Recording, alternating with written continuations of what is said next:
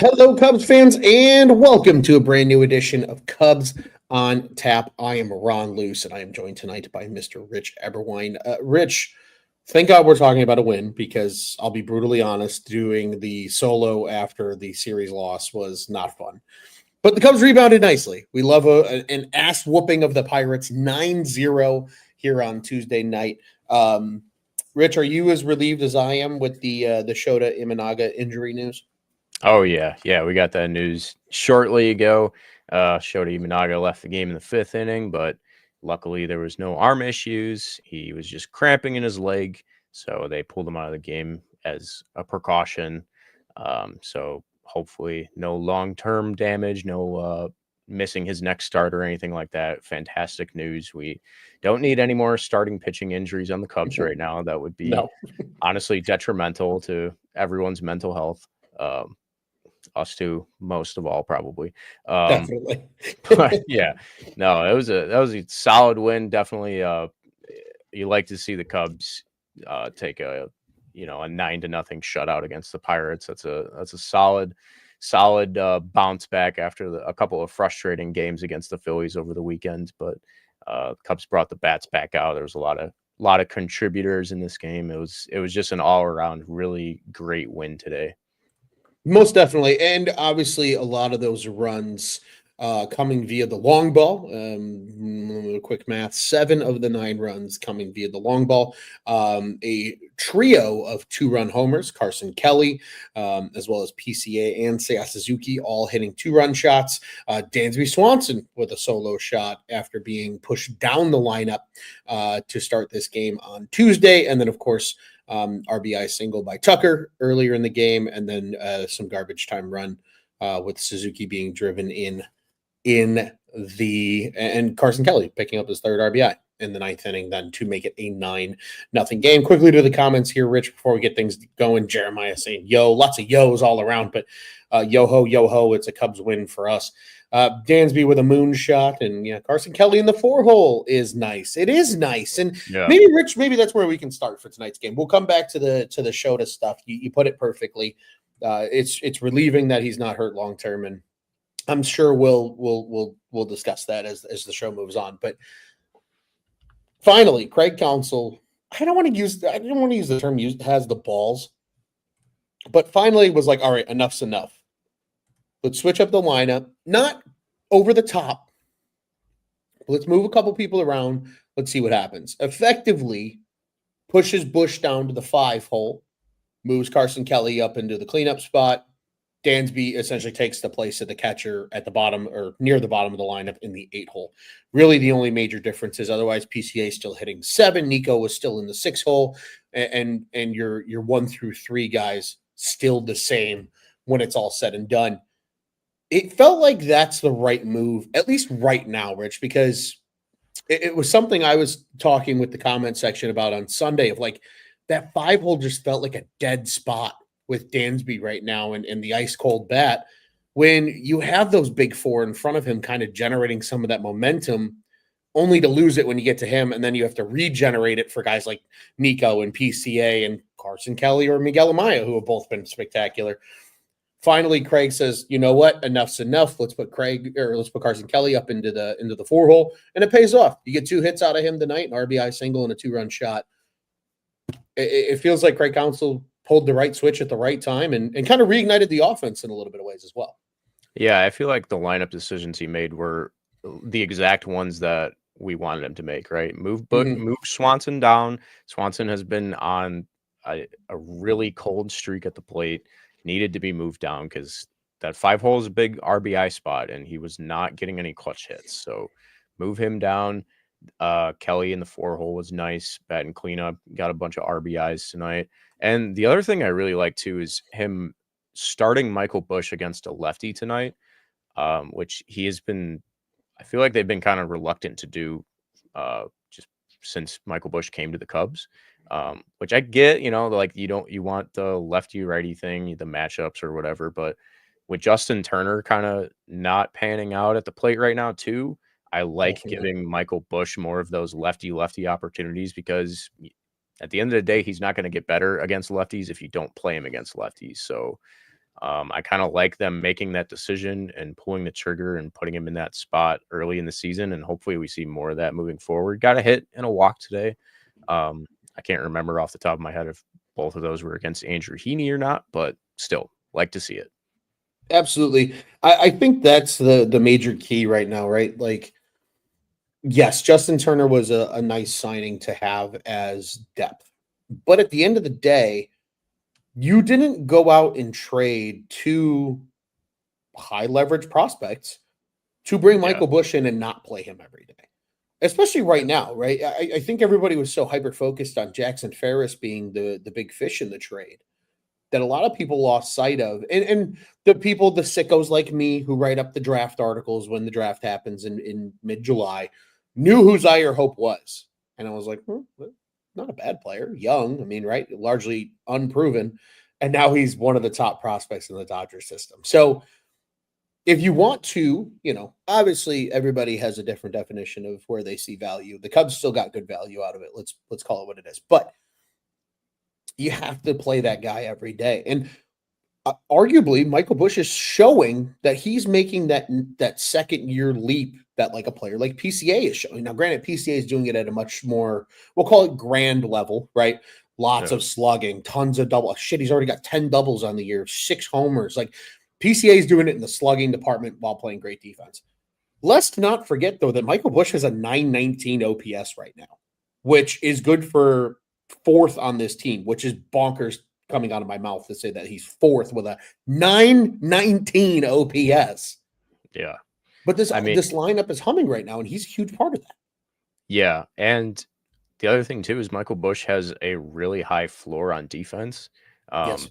It wasn't necessarily like that when he first came to the Cubs, but I think he's developing into, dare I say, a Gold Glove level first baseman. I think he has a damn good shot at least being a nominee for the Gold Glove, because the guy who won it last year was Christian Walker, and he's not even in the National League anymore. And the other finalist last year was Bryce Harper, I think. Michael Busch is a better first baseman than Bryce Harper, I think. So yeah, there's a decent floor already just with the defense with Michael Busch. So definitely getting him in there every day makes a ton of sense. And like you said, to your point, he's proving that he can handle that. And as long as he can be somewhat average against lefties, keep it going, because he's a much better option than Justin Turner. 100%. And I think that's the most impressive part with Michael Busch is the bat coming around in year 2 is nice, right? Like last year he had a mid 700s OPS, like a good season, especially for a rookie in Major League Baseball. But the fact that he had that defense even last year, I mean, talk about how impressive he was. I recall doing a show probably about midway through the season, and just so happened to stumble across defensive runs saved for first baseman. At one point last season, Michael Busch led the league in defensive runs saved as a first baseman. So the underlying statistics are there as well. It's not just the eye test and what we're seeing. Like I fully expect, I don't recall off the top of my head what Michael Busch's WAR was a season ago, but I would be willing to bet if he keeps up the paces that he's doing right now, we might have a 6 WAR player on our hands at first base when it's all said and done, between the defense because of that high floor that you mentioned, and then obviously what we're seeing now with the bat. Will that continue all season with the bat? Who knows? But even if he's still an 850 plus OPS player, you take that all day. Really pretty. Yeah, you're sitting really pretty. He had 2.8 WAR last year. I mean, okay, the pace that he's on right now, he's going to crush that, right? Like, theoretically. Yeah, no, and then the other big thing tonight was that Pete Crow Armstrong home run. That was like a Kyle Schwarber home run at PNC Park. It was like a freaking missile to right field, way up in the sea. It reminded, and PCA even had that bat flip that Kyle Schwarber had against Garrett Cole in the wild card game. I was like, man, that was a Schwarberian play right there. Nice job. Well done.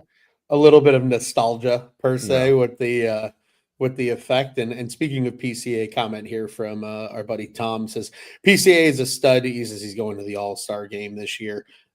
Shit, he keeps this up. I mean, I think that's the most impressive thing about PCA while we're on the topic here, Rich. Amongst all players in baseball, he's the second most valuable in WAR, only behind Aaron Judge. And he's the most valuable of any center fielder in Major League Baseball as well. Incrediable. That's pretty spectacular.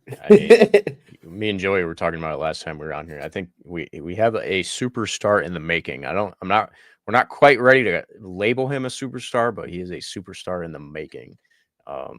Yeah, man, the defense, the elite defense, and the base running already has his WAR at such a nice floor. Mm-hmm. But power hitting, like 10 doubles and 6 home runs right now, man, he's on pace for a 30-60 season. That's good stuff. It's pretty fantastic. And you factor in how many steals he's probably going to add on to that too. I mean, that he might start, we might be talking about PCA having the type of season that like a Ronald Acuna Jr. had, where like, or a Shohei Ohtani, where it's a season that you've never spoken out of your mouth before. Like, has there ever been a 30-60, like 30 season? I don't know. Especially from a Cub too. Like this is unprecedented territory. Not to mention we got Kyle Tucker and Carson Kelly vying for MVP awards. No, yeah, right. mean, the offense has been awesome, and it's games like this that are driving everybody and just like padding everybody's stats. Seiya Suzuki had another amazing game tonight too. He was single shy of the cycle. 954 OPS, I think, for him right now. That is 964. Yeah, 964. He's a single point behind Tucker, who has a 965 right now. About the same amount of RBIs too. I think he's got 25. Tucker has 26. I mean, this is the Seiya Suzuki that everybody has wanted since he came to the United States, right? Like, this is the guy that you thought he could be. He's on track for a 30-plus home run season, 100 RBI type of year. If he can keep the pace up, that is amazing stuff. If Kyle Tucker keeps his pace and PCA, like, you got a lot of weapons on offense in this lineup, and it looks deep right now. It's fantastic. And I think that's one of the things that was said a little bit earlier in the comment section that I'm going to back up. This one's also fun too. A combination of Jeremiah and Stoll. 37 at bats, no strikeouts from the Cubs tonight. Nobody struck out. That's quite a night when it's all said and done. Oh my goodness, am I dreaming of this? Here it is from Jeremiah. He says, can't remember the last time the bottom of the lineup has been this deep. And I think you could just say that about the entire lineup. Yeah. I mean, we're talking 2016 when Addison Russell had a breakout offensive season to complement the likes of an MVP Chris Bryant and Anthony Rizzo, who was a stud, and Ben Zobrist, who was a consistent presence on that team. And you had those guys that were consistent enough that supported the top heavy players. And then somebody who kind of came out of the woodwork and had a bigger season than anybody anticipated. Kind of is the same thought process right now. Carson Kelly is having a crazy season to start the year, which is obviously fantastic. Even if he does half as well as this the rest of the way, him and Miguel Amaya will be the best offensive performance at catcher that we've seen since Wilson Contreras left the team. Yeah. And considering what production you were getting out of the catcher spot last year, I mean, that's a massive upgrade. Massive upgrade. Like, we're talking like over 1,000% upgrade, right? I mean, it's a nauseating jump when you really consider it. But then you look at, PCA being that kind of guy that takes that huge step forward. And like Michael Busch flying under the radar as a 919 OPS is absolutely bonkers, right? Yeah. I mean, I think that's the craziest thing. He's fourth in the lineup tonight. You have 4 players with better than 900 OPS. I can't remember. Even, I mean, if we're being brutally honest, like, even the teams that were going to the playoffs in 17, 18, 19, like, yeah, you had Javi have the, MVP runner-up season built in there with good seasons from guys like KB and Rizzo. But, like, I don't remember them having this hot of a start offensively where so many guys were clicking. And seemingly the offense was carrying the team, right? I mean, we talked about the pitching injuries, bringing it back full circle, right? The panic everybody felt tonight with Shota getting hurt, but you're already down Justin Steele. Who knows if a Matthew Boyd is going to get banged up because of some injury history. There's a plethora of what ifs surrounding the pitching staff, both in the starting rotation and in the bullpen, to the point that like it's nice to know the offense is this good. Like you said, Seiya Suzuki finally having the season in what, the 4th year of his deal that everybody was hoping he would become when he got stateside. And I think a lot of that is just he finally has the proper protection in the lineup too, with a guy like Kyle Tucker and, guys like Carson Kelly and Bush and all these others having great seasons. But man, oh man, like this offense is fun because it feels like any given night, it doesn't matter what the hell the pitching does, they still have a chance because of how good the bats are. Yeah, it's really nice because especially the last 2 seasons, I feel like there have been so many prolonged slumps from the offense where Yes. like there's how many games where how many games that we see that just like those 2 against the Phillies where it's like they were in it the whole time but just could not get any runs across, right? Like obviously this year it has been a different story. It sucked to see 2 of those games back to back at Wrigley Field, but we got an easier schedule coming up too, which should alleviate some of the stress that this. I think it's had more of an impact on the pitching staff just facing these potent lineups, like facing the Dodgers 7 times, the Padres twice, the Diamondbacks in 2 series. Like these are not easy lineups to face. And after this road trip, you got the Giants and the Mets, which are not going to be easy tasks, but after that, it softens up significantly, right? Like you got the Marlins twice, the Rockies, which are somehow worse than the White Sox were at this point last year. And are worse than the 7-win or 8-win. I think they might have gotten a win today. 8-win White Sox of this season thus far. And the White Sox, you also have 3 games against at Wrigley Field in that stretch. So it's like, sure do. I mean, on paper, it's just so exponentially easier that it's hard not to look at that and be like, man, the Cubs need to clean up in that little pocket of 2 weeks because the talent is so much less potent than what they've been facing. But even still, to be 6 games, I think they are right now, above 500 after facing all those teams is incredible. It's really amazing that they've been able to do that. Yeah, I think that's the most impressive part of this whole thing, right? Is just where is this team going to go, moving forward because of where the schedule is, and so on and so forth. I mean, we're also talking here. I'm trying to find the number. Was it last season that the Cubs had the one of the best Aprils in team history, or was that 2 years ago? Maybe. I feel like they're about to blow it out of the water. Like if they win tomorrow, like 19 wins has to be the best month of April that they've had to start a season, right? Maybe ever. Yeah. I mean, yeah. and again, considering who they've done it against too, backing up your point, Rich, the Cubs have faced the toughest schedule thus far. This was from Marquee earlier, and have the easiest schedule remaining. Through the first 23 games, Cubs opponent win percentage was .573, which is by far the toughest in Major League Baseball. The rest of the season at the .469, which is the easiest in baseball, and that included the beginning of this series today. It's kind of bonkers when you look at it. There was also another graphic from Brooksgate out there, and they do a lot of kind of statistical notes about Major League Baseball, and that's where we get one of my favorite graphics, which is the revenue used on player salaries graphic, is from Brooksgate. But they said it. It was how many games have each team played against teams that currently have a below 500 record. There's only one team in baseball that has 0, and it's the Cubs. Yeah.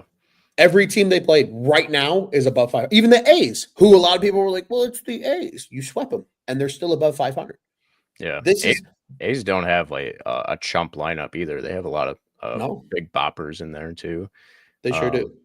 Yeah. I mean, I think where you really need to perform in the short term here is against this 3-game series against Milwaukee. Yes. Because at the end of the day, they have done really well, and you love to see it. There's only a game and a half of separation right now between them and the Reds, which is super annoying. But obviously, Milwaukee is right there too, 3 games back with a 15-15 record. Like, can't let them back in. You got to at least take 2 out of 3 in that series. Definitely. That is like the mission objective right now for me. Obviously, you want to take 2 out of 3 against everybody, but Milwaukee especially, like, they have been the bane of the Cubs' existence for like the better part of a decade. Yeah, they're literally. they're literally the most annoying team. Like, they piss me off more than the Cardinals. Honestly, I agree. I wholeheartedly agree with that sentiment in the sense of this at least the Cardinals, all those years that they were good, it was a team that it was a franchise you could respect because they built and like they were just consistently good, and it's like, yeah, I don't like you, but at least I respect you. Like, I don't respect the Milwaukee Brewers. In fact, I hate that organization probably more than any in baseball. They're the most annoying team in baseball. They're the worst. I can't stand them. So I agree with you. And again, the craziest part of all this, right, is this stretch. So starting today through the weekend with the 2 series between Pittsburgh and Milwaukee, this is the first time the Cubs are seeing the NL Central. Yeah. So each of these games really is a 2-game swing that you get a victory in, because you just can keep knocking people down the standings and you control it. It's not, again, how annoying is it that the Cubs just had this great April against one of the toughest schedules perhaps ever to start a season, and the Reds are only a game and a half back because you didn't play them. You didn't have a chance to beat up on them. You're going to have 2 chances in the month of May to see the Reds. The Cubs will see them a lot late in the year, or not late in the year, pardon me, late in the month of May. They need to take care of business. Stole it, helping me out here. Cubs were 17-10 in April last year. The club record is 18. Well, the Cubs just hit 18 today, so they just tied the club record. So tomorrow they can get the club record if they win their 19th game in the month of April. Love to see it. Absolutely love to see it. Especially because they're facing like a scrub pitcher tomorrow. I've never even heard of this guy. Mladzinski.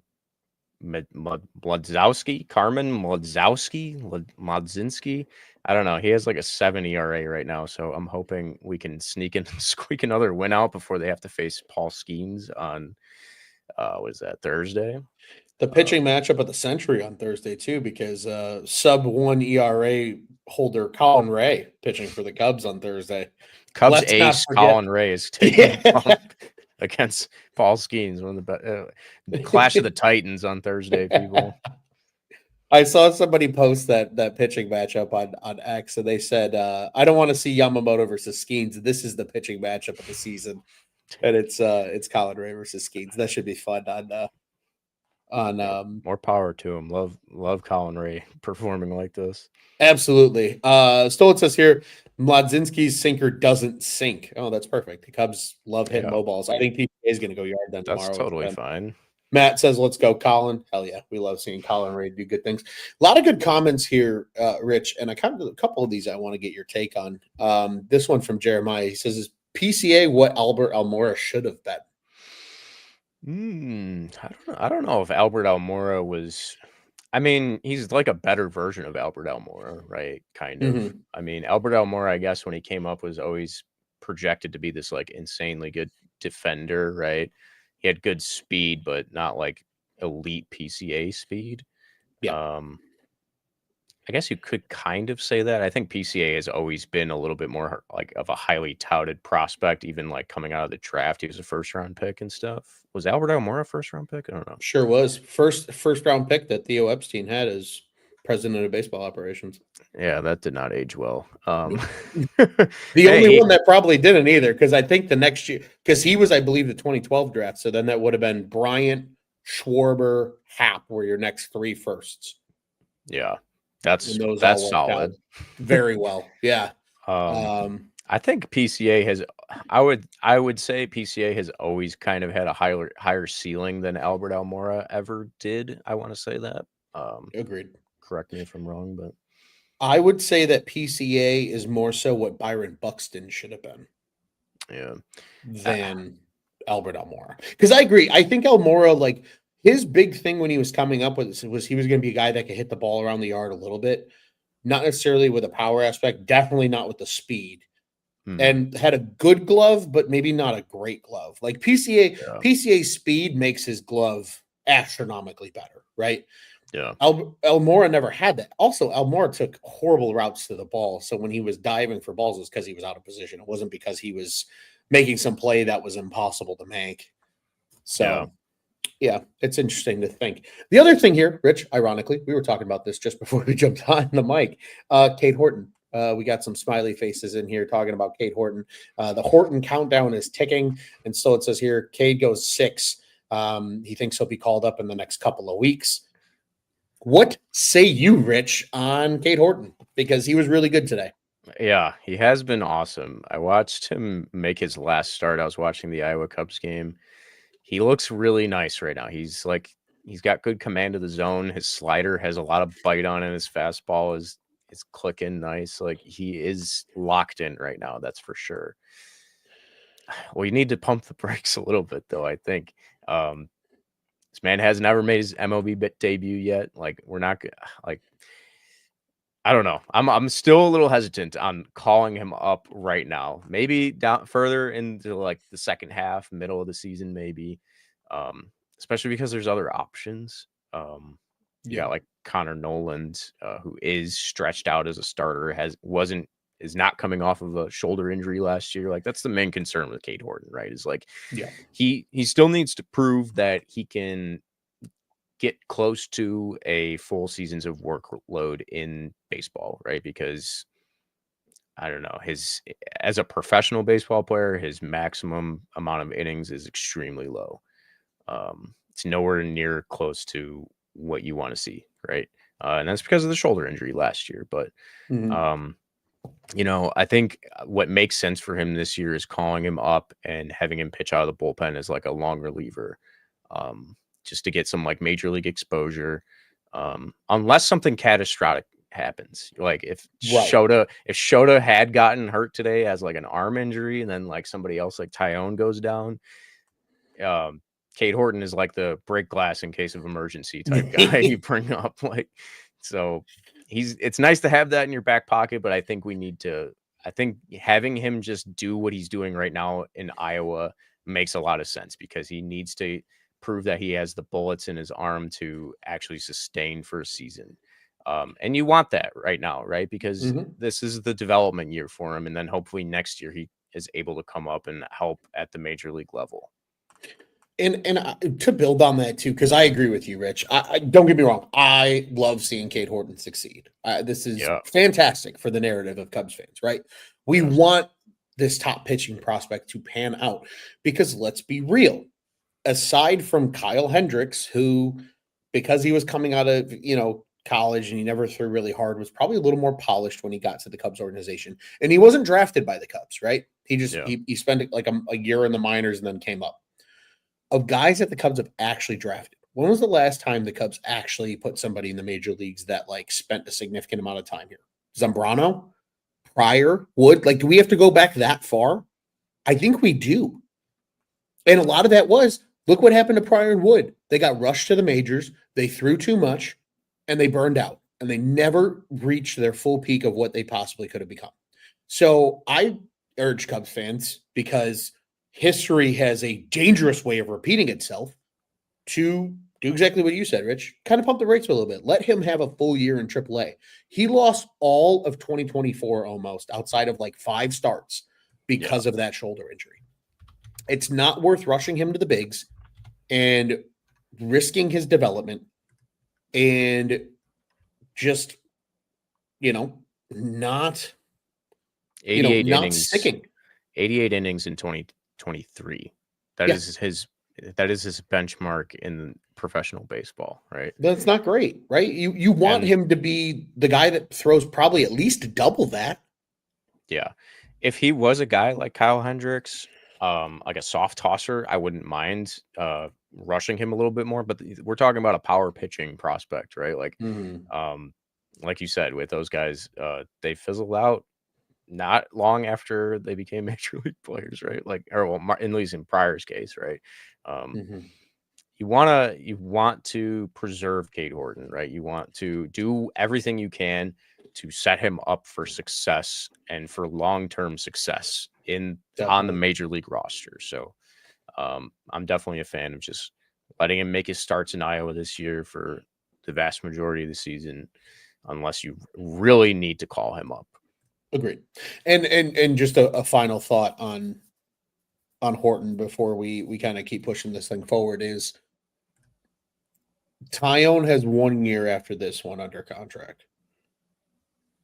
Yeah. In theory, Imanaga could leave the team after this season. Will he? Probably not. But yeah, I'm so confused by Shota's contract. Like I was looking at it it's a wild one. For like an hour on Spot Rack one day, and I was just like, I still don't understand how he could leave the team. There's like a lot of different ways of the mutual options could work with his contract, but I think, the long story short is he could be a free agent after he this could year. be a free agent after this year. So the way it works is he has a mutual option built in for this year and for next year, where he can opt in. If both sides opt in, he's a Cub in year 3, he's a Cub in year 4.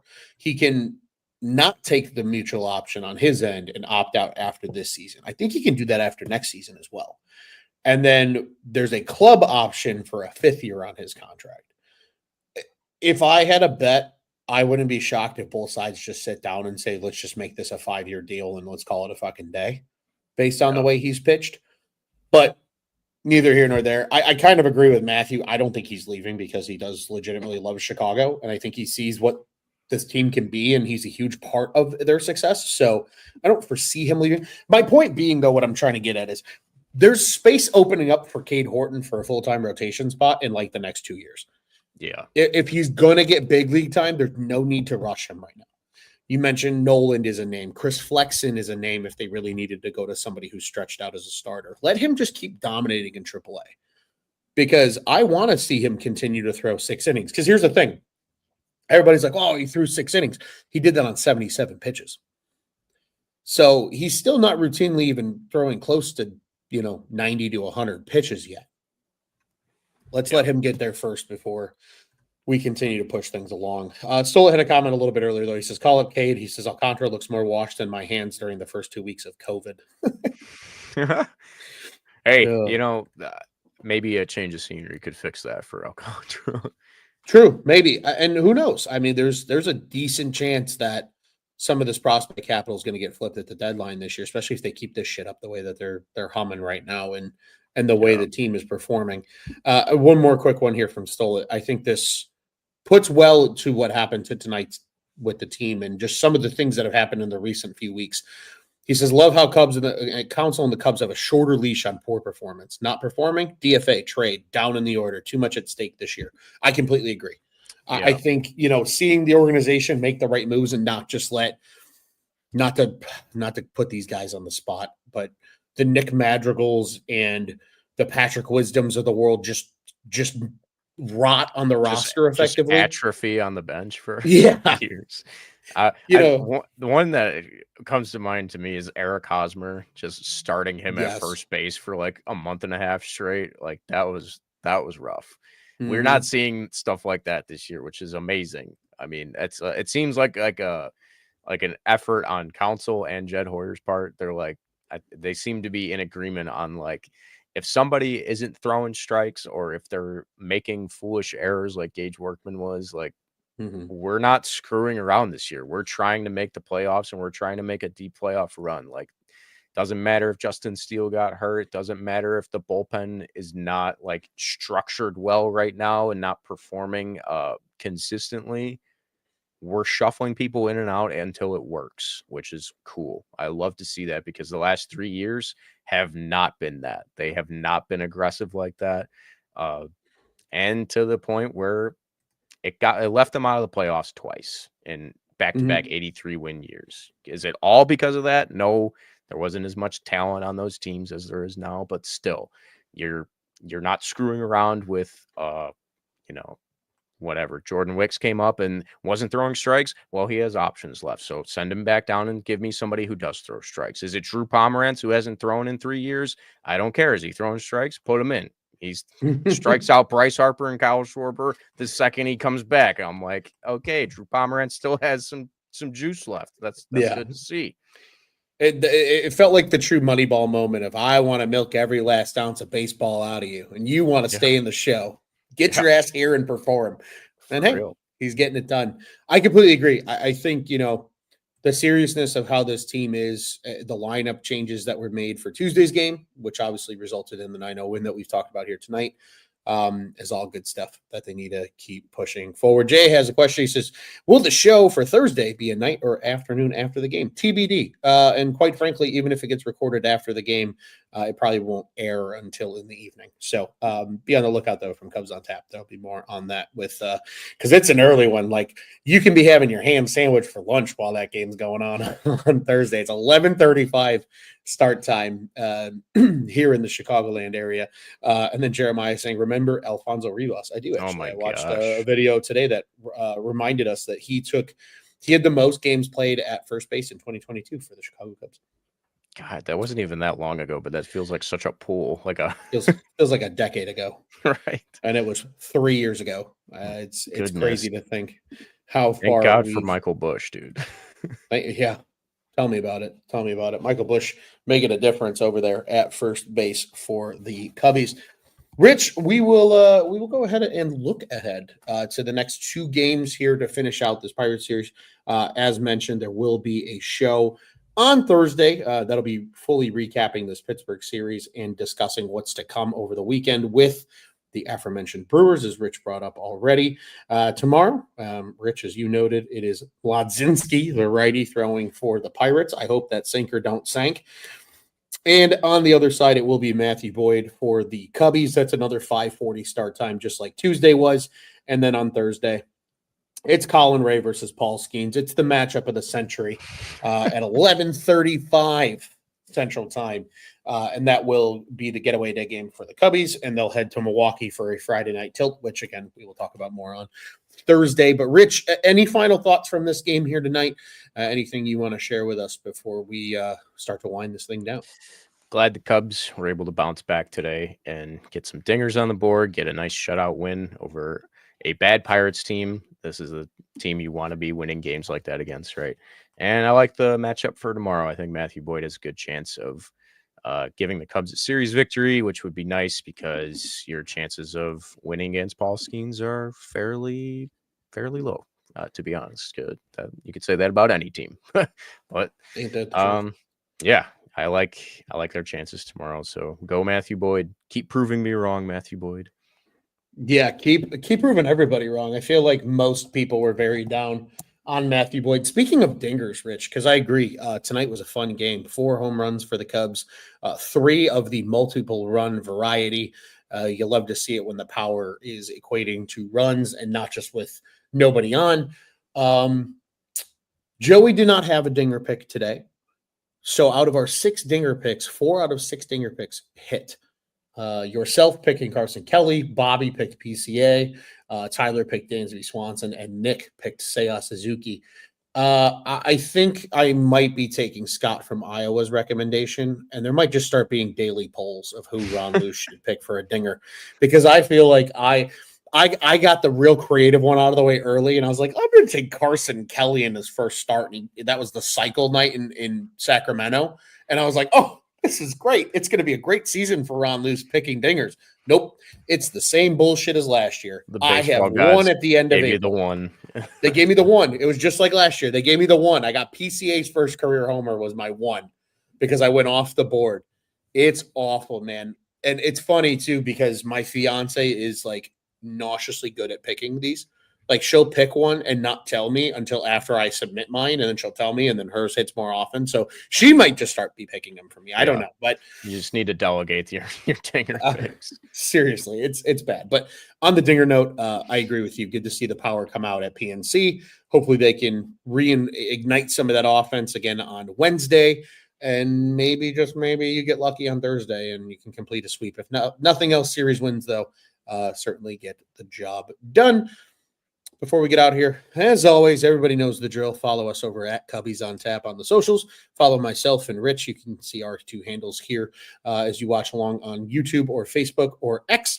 And if you're listening in podcast form, make sure to head over to the YouTube page, subscribe, like, hit the bell button. You know the drill. Like our Cubs on Tap Facebook page as well. Be sure to be involved there on the other end in addition to that, as well as the On Tap Sportsnet Facebook page as well. Be sure to follow the rest of the crew as well. Follow our friends over at the Dingers Podcast in addition, and then follow all the other sports that you love here at On Tap Sportsnet. Bears, Bulls, Blackhawks, you know the drill. And, of course, Cubs fans, you got friends that like the shitbag socks. So do we. Let them go talk about the new City Connect jerseys together and either love them or hate them. Neither here nor there. OnTapSportsNet.com and at OnTap Sportsnet on the socials. The OnTap Sports Network. Go and check out what's on tap in Chicago sports. Jeremiah with an early King Tuck dinger pick for tomorrow. That might be a good one, Jeremiah. I might tell you on that one. And as always, FTC. And what do you say, Rich? We got out of here with a good old Let's Go Cubbies. Let's go Cubbies, baby. Fun show, Ron. Go Cubs, go, man. Go Cubs, go. And let's go Cubbies, baby.